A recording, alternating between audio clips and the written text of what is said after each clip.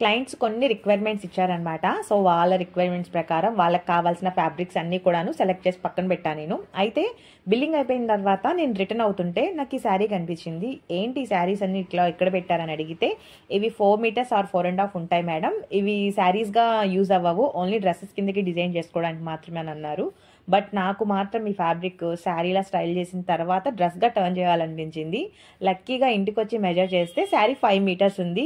ఇంకేముంది, శారీగా స్టైల్ చేసేవచ్చు అనుకున్నాను. అయితే దీని మీద ఒక మంచి బ్లౌజ్ డిజైన్ చేసుకుందామని నా దగ్గర ఉండే వేస్ట్ పీసెస్లోనే నాకు ఈ ఫ్యాబ్రిక్ కనిపించింది అనమాట. ఇది ఒక 60 సెంటీమీటర్స్ అలా ఉండుండొచ్చు, నాకు సరిపోతుంది.